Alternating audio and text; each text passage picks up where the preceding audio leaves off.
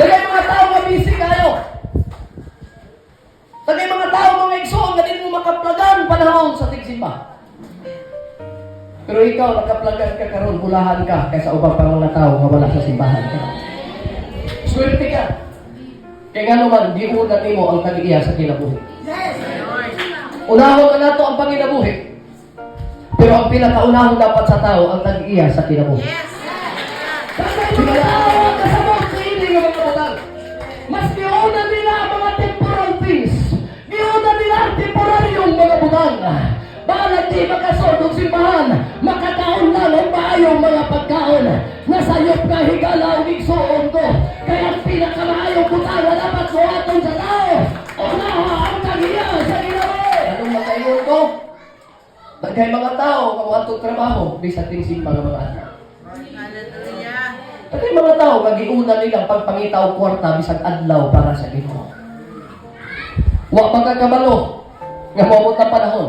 Pangitaon na nimo ang tag-iya sa kinabuhi. Wala magkakabalo nga moabot ang panahon musulod kang sali mutawag na kag magpatinuon sa tag-iya sa kinabuhi. Bisa kung saan pa tawag sa tag-iya sa kinabuhi kay magpatawag ka. Ingon ang Book of Proverbs, moabot ang panahon nga ang Diyos kay mong tawagon, katawaan ka na lang niya. Ngano mo nga naman ang Ginoo sa tao, kay ikaw nung santang na apakay panahon, wala ka mo atagong panahon para sa iyo. Kaya mga tao ay nanguna-una nagpabiling na iyada na lang. Pero ikaw wala kadungog ka ron. Usba ang imong dili, maayo ang dili mao nga prinsipyo. Unaha ang Ginoo nga may tag-iya sa imong kinabuhi.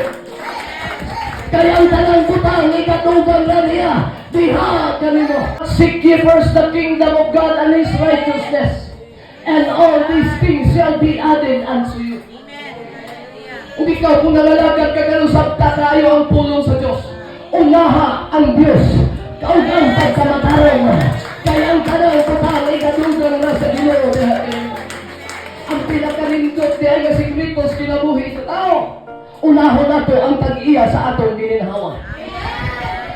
Pangutana, basing mangutana ka karon. Unsaon ako pag-una ang Ginoo sa akong kinabuhi, pastor?